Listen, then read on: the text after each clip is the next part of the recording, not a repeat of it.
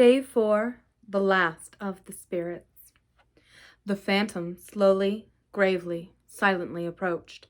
When it came near him, Scrooge bent down upon his knee, for in the very air through which this spirit moved, it seemed to scatter gloom and mystery.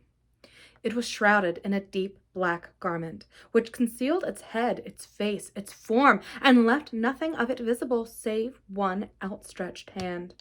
But for this, it would have been difficult to detach its figure from the night and separate it from the darkness by which it was surrounded. He felt that it was as tall and stately when it came beside him, and that its mysterious presence filled him with a solemn dread. He knew no more, for the spirit neither spoke nor moved. I am in the presence of the ghost of Christmas yet to come," said Scrooge. The spirit answered not, but pointed onward with its hand. "You are about to show me shadows of the things that have not happened, but will happen in the time before us," Scrooge pursued. "Is that so, spirit?"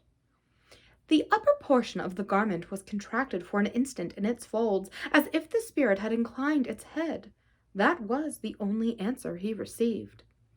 Although well used to ghostly company by this time, Scrooge feared the silent shape so much that his legs trembled beneath him, and he found that he could hardly stand when he prepared to follow it. The spirit paused a moment, as observing his condition, and giving him time to recover. But Scrooge was all the worse for this. It thrilled him with a vague, uncertain horror to know that, behind the dusky shroud, there were ghostly eyes intently fixed upon him, while he, though he stretched his own to the utmost, could see nothing but a spectral hand and one great heap of black. "Ghost of the future!" he exclaimed. "I fear you more than any spectre I have seen, but as I know your purpose is to do me good, and as I hope to live to be another man from what I was, I am prepared to bear your company, and do it with a thankful heart. Will you not speak to me?"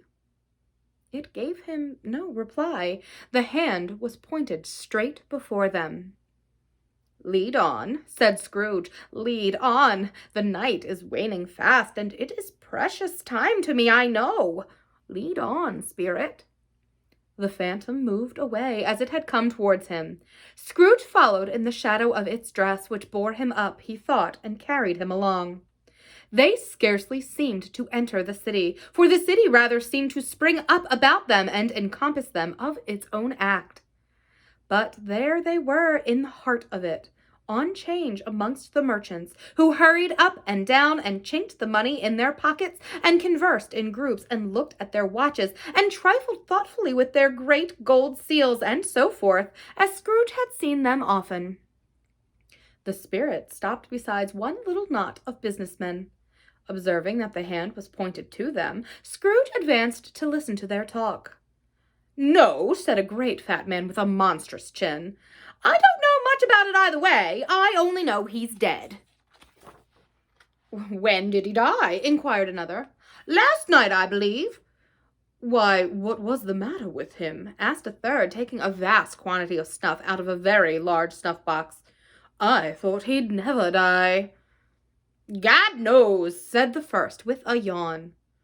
"What has he done with his money?" asked a red-faced gentleman with a pendulous expression on the end of his nose that shook like the gills of a turkey-cock. "I haven't heard," said the man with a large chin, yawning again. "Left it to his company, perhaps. He hasn't left it to me, that's all I know." This pleasantry was received with a general laugh. "It's likely to be a very cheap funeral," said the same speaker, "for upon my life I don't know anybody to go to it. Suppose we make up a party and volunteer?" "I don't mind going if a lunch is provided," observed the gentleman with the excrescence on his nose. "But I must be fed if I make one." Another laugh. "Well, I'm the most disinterested among you after all," said the first speaker, "for I never wear black gloves and I never eat lunch. But I'll offer to go if anybody else will. When I come to think of it, I'm not at all sure that I wasn't his most particular friend, for we used to stop and speak whenever we met. Bye. Speakers and listeners strolled away and mixed with other groups. Scrooge knew the man and looked toward the spirit for an explanation. The phantom glided on into a street. Its finger pointed to two persons meeting. Scrooge listened again, thinking that the explanation might lie there. He knew these men also perfectly. They were men of business, very wealthy, and of great importance. He had made a point of always standing well in their esteem in a business point of view, that is, strictly in a business point of view. "How are you?" said one. "How are you?" returned the other. "Well," said the first, "Old Scratch has got his own at last, hey?" "So I'm told," returned the second. "Cold, isn't it?" "Seasonable for Christmas time. You are not a skater, I suppose?" No, something else to think of. Good morning." Not another word. That was their meeting, their conversation, and their parting. Scrooge was, at first, inclined to be surprised that the spirit should attach importance to conversations apparently so trivial. But feeling assured that they must have some hidden purpose, he set himself to consider what it was likely to be. They could scarcely be supposed to have any bearing on the death of Jacob, his old partner, for that was the past, and this ghost province was the future.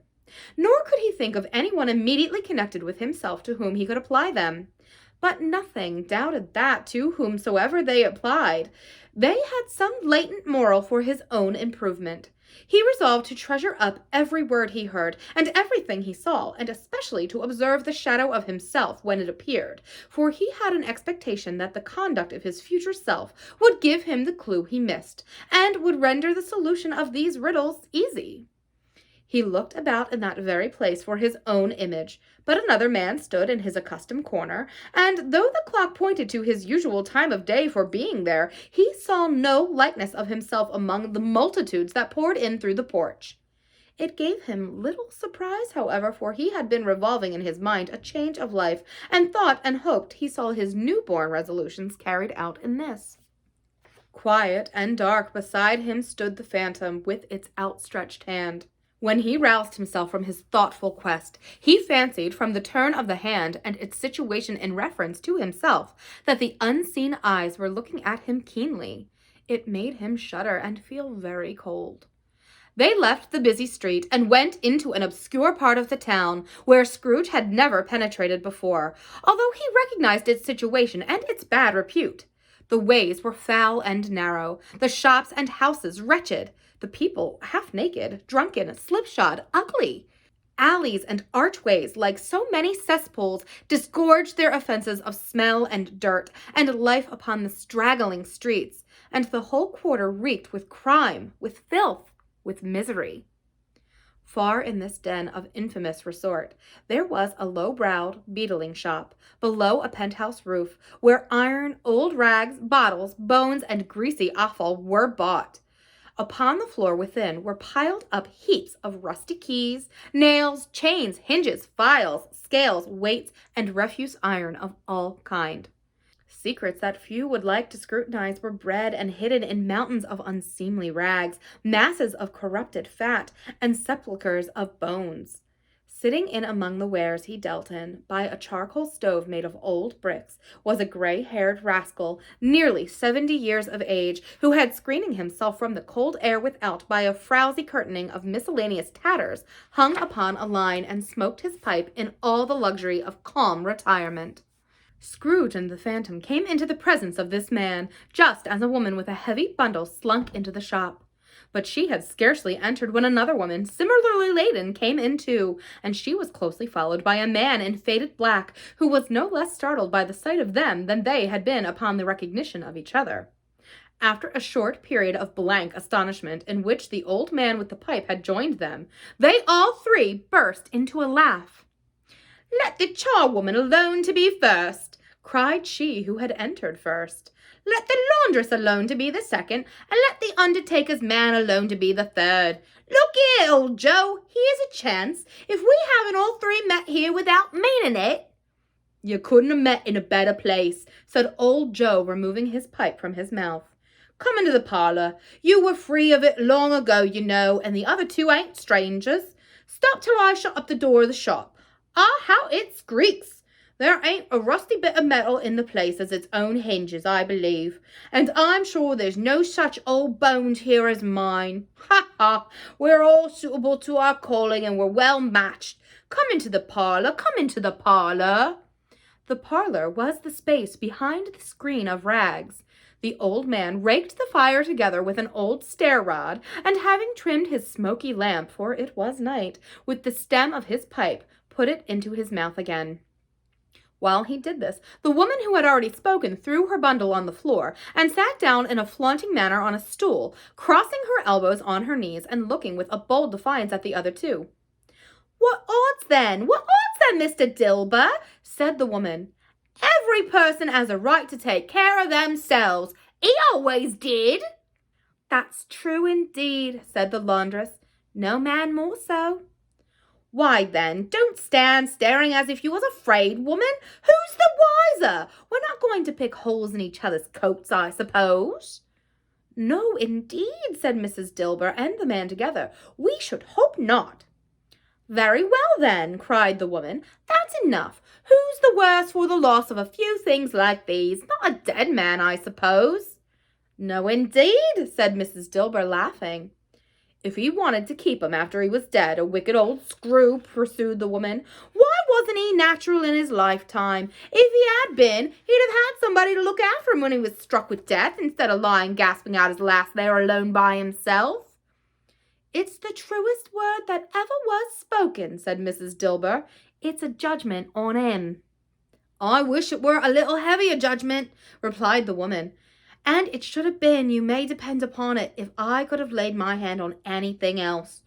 Open that bundle, old Joe, and let me know the value of it. Speak out plain. I'm not afraid to be first, nor afraid for them to see it. We knew pretty well ere that we were helping ourselves before we met here, I believe. It's no sin. Open the bundle, Joe. But the gallantry of her friends would not allow this, and the man in faded black, mounting the breach first, produced his plunder. It was not extensive. A seal or two, a pencil case, a pair of sleeve buttons, and a brooch of no great value were all. They were severely examined and appraised by old Joe, who chalked the sums he was disposed to give for each upon the wall, and added them up into a total when he found that there was nothing more to come. That's your account, said Joe, and I wouldn't give another sixpence if I was to be boiled for not doing it. Who's next? Mrs. Dilber was next. Sheets and towels, a little wearing apparel, 2 old-fashioned silver teaspoons, a pair of sugar tongs, and a few boots. Her account was stated on the wall in the same manner. I always give too much to ladies. It's a weakness of mine, and that's the way I ruin myself, said old Joe.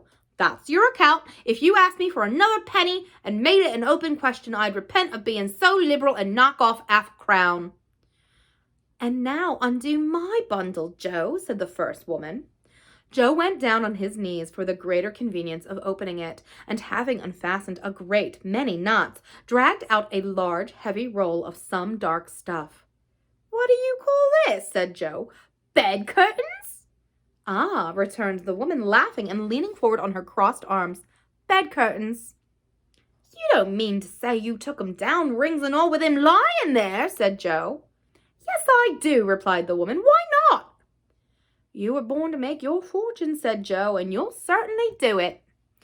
I certainly shan't hold my hand when I can get anything in it by reaching it out. For the sake of such a man as he was, I promise you, Joe, returned the woman coolly. Don't drop that oil upon the blankets now. His blankets? Asked Joe. Who else's do you think? Replied the woman. He isn't likely to take cold without him, I dare say. I hope he didn't die of anything catching, eh? Said old Joe, stopping in his work and looking up. Don't you be afraid of that, returned the woman. I ain't so fond of his company that I'd loiter about him for such things if he did. You may look through that shirt till your eyes ache, but you won't find a hole in it nor a threadbare place. It's the best he had, and a fine one, too. They'd have wasted it if it hadn't been for me. What do you call wasting of it? Asked old Joe. Putting it on him to be buried in, to be sure, replied the woman with a laugh. Somebody was fool enough to do it, but I took it off again. If calico ain't good enough for such a purpose, it isn't good enough for anything. It's quite as becoming to the body. He can't look uglier than he did in that one. Scrooge listened to this dialogue in horror as they sat grouped about their spoil in the scanty light afforded by the old man's lamp. He viewed them with a detestation and disgust which could hardly have been greater, though they had been obscene demons marketing the corpse itself. "Ha ha ha!" laughed the same woman when old Joe produced a flannel bag with money in it, told out their several gains upon the ground. "This is the end of it, you see. He frightened every one away from him when he was alive to profit us when he was dead. Ha ha ha!" "Spirit," said Scrooge, shuddering from head to foot. I see. The case of this unhappy man might be my own. My life tends that way now. Merciful heaven, what is this?" He recoiled in terror, for the scene had changed, and now he almost touched a bed. A bare, uncurtained bed on which, beneath a ragged sheet, there lay something covered up, which, though it was dumb, announced itself in awful language. The room was very dark, too dark to be observed with any accuracy, though Scrooge glanced about it with obedience to a secret impulse, anxious to know what kind of room it was. A pale light, rising in the outer air, fell straight upon the bed, and on it, plundered and bereft, unwatched, unwept, uncared for, was the body of this man. Scrooge glanced towards the phantom. Its steady hand was pointed to the head. The cover was so carelessly adjusted that the slightest raising of it, the motion of a finger upon Scrooge's part, would have disclosed the face. He thought of it, felt how easy it would be to do, and longed to do it, but he had no more power to withdraw the veil than to dismiss the spectre at his side. "Oh, cold, cold, rigid, dreadful death, set up thine altar here, and dress it with such terrors as thou hast at thy command, for this is thy dominion. But of the loved, revered, and honored head thou canst not turn one hair to thy dread purposes, or make one feature odious. It is not that the hand is heavy, and that the will fall down when released. It is not that the heart and pulse are still, but that the hand was open, generous, and true. The heart brave, warm, and tender, and the pulse of a man's. Strike, shadow, strike, and see his good deeds springing from the wound to sow the world with immortal life. No voice pronounced these words in Scrooge's ears, and yet he heard them when he looked upon the bed. He thought, if this man could be raised up now, what would be his foremost thoughts? Avarice, hard-dealing, griping cares, they have brought him to a rich end, truly. He lay in the dark, empty house, with not a man, a woman, or a child to say he was kind to me in this or that, and for the memory of one kind word I will be kind to him. A cat was tearing at the door, and there was a sound of gnawing rats beneath the hearthstone. What they wanted in the room of death, and why they were so restless and disturbed, Scrooge did not dare to think.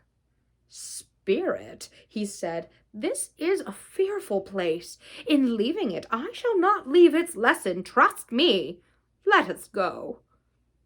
Still the ghost pointed with an unmoving finger to the head. "I understand you," Scrooge returned, "and I would do it if I could.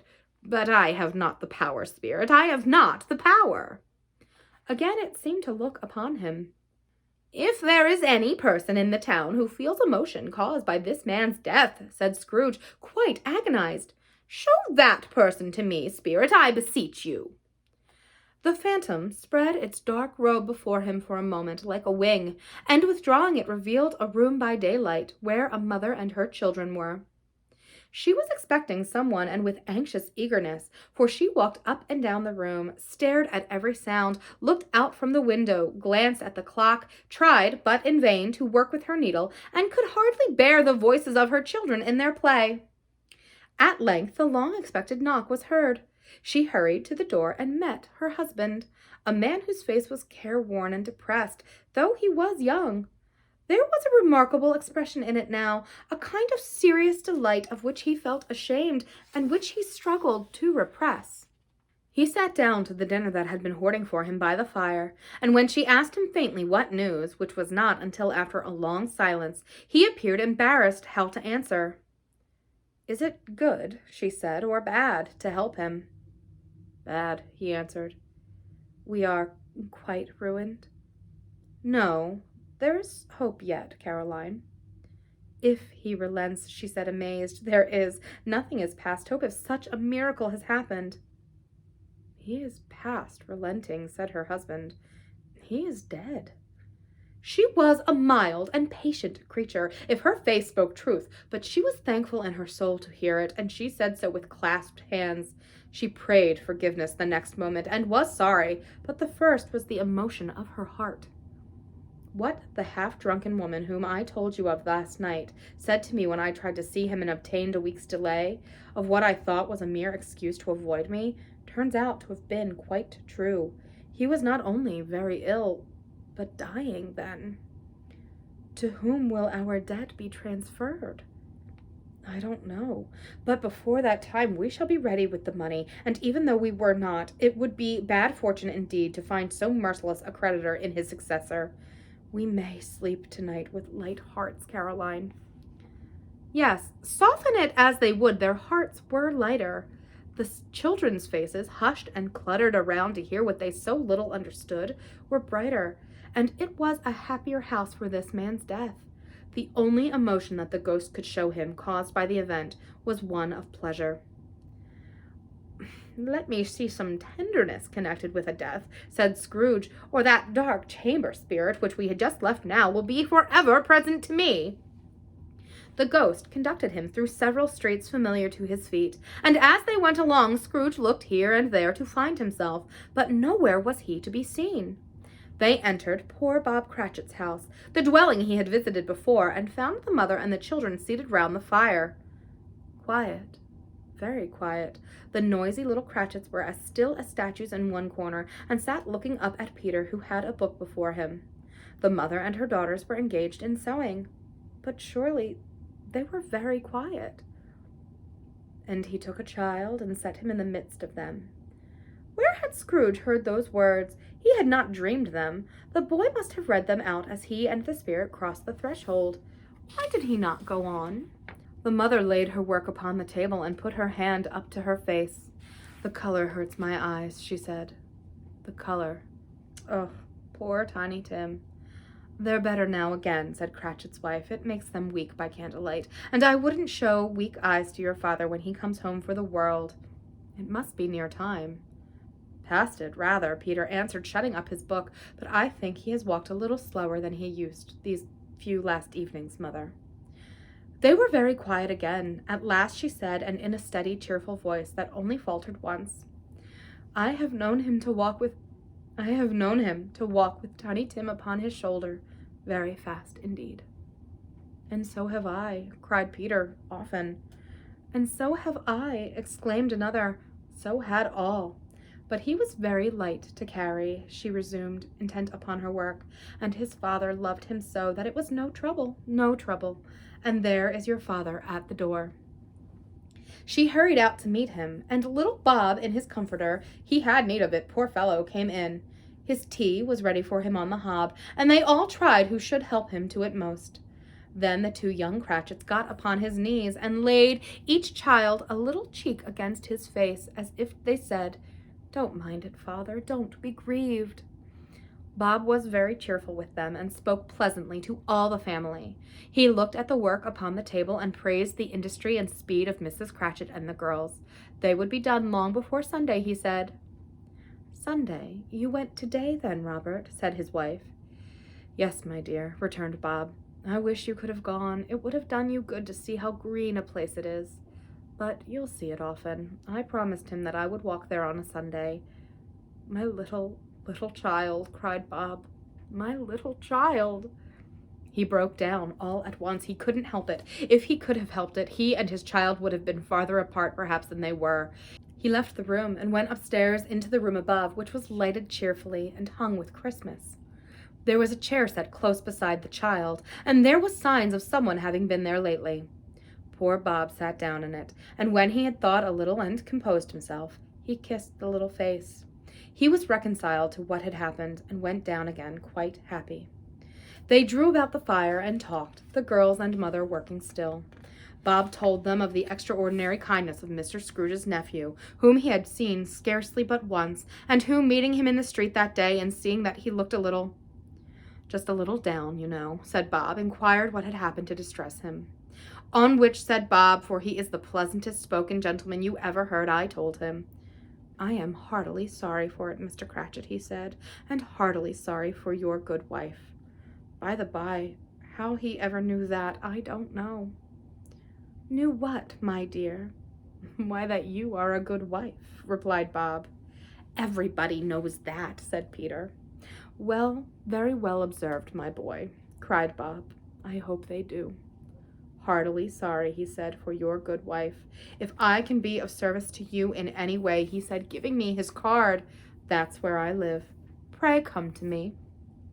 Now it wasn't, cried Bob, for the sake of anything he might be able to do for us, so much as for his kind way, that this was quite delightful.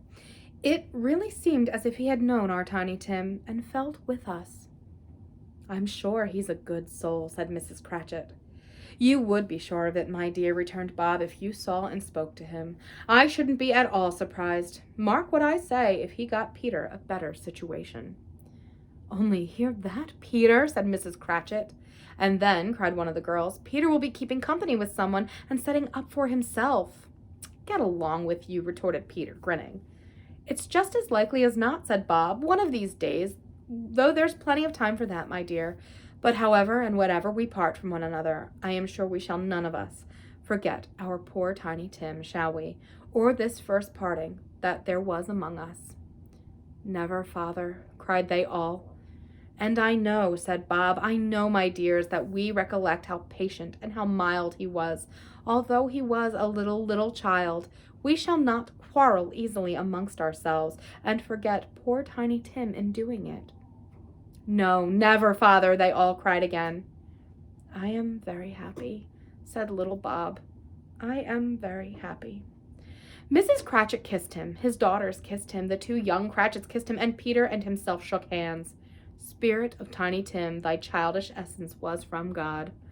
Spectre, said Scrooge, something informs me that our parting moment is at hand. I know it, but I know not how. Tell me what man that was whom we saw lying dead.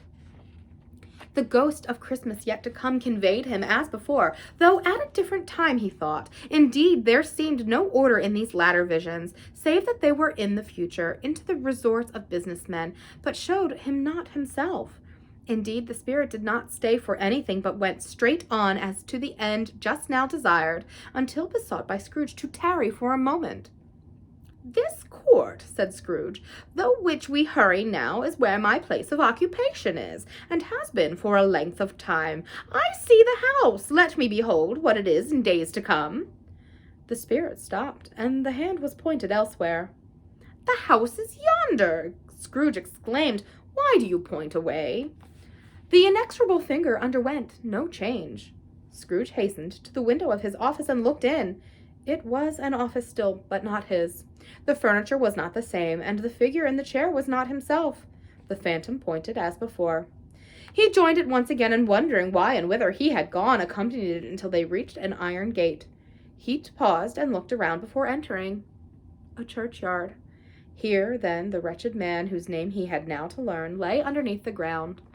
It was a worthy place, walled in by houses, overrun by grass and weeds, the growth of vegetation's death, not life, choked up with too much burying, fat with repleted appetite. A worthy place. The spirit stood among the graves and pointed down to one. He advanced toward it trembling. The phantom was exactly as it had been, but he dreaded what he saw new meaning in its solemn shape.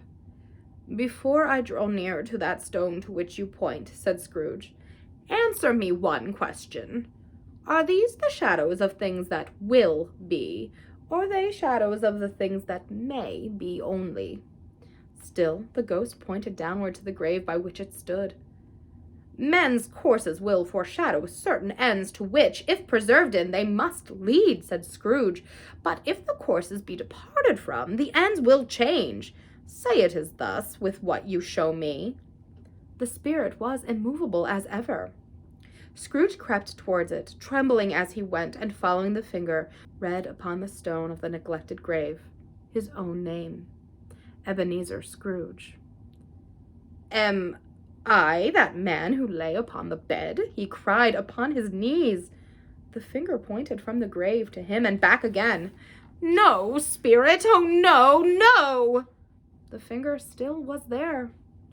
"Spirit," he cried, tight clutching at its robe, "hear me. I am not the man I was. I will not be the man I must have been but for this intercourse. Why show me this if I am past all hope?" For the first time the hand appeared to shake. "Good spirit," he pursued, as down upon the earth he fell before it, "your nature intercedes for me and pities me. Assure me that I may change these shadows you have shown me by an altered life." The kind hand trembled. "I will honor Christmas in my heart and try to keep it all the year. I will live in the past, the present, and the future. The spirits of all three shall strive within me. I will not shut out the lessons that they teach. Oh, tell me I may sponge away the writing on this stone." In his agony, he caught the spectral hand. It sought to free itself, but he was strong in his entreaty and detained it. The spirit, stronger yet, repulsed him. Holding up his hands in a last prayer to have his fate reversed, he saw an alteration in the phantom's hood and dress. It shrunk, collapsed, and dwindled down into a bedpost.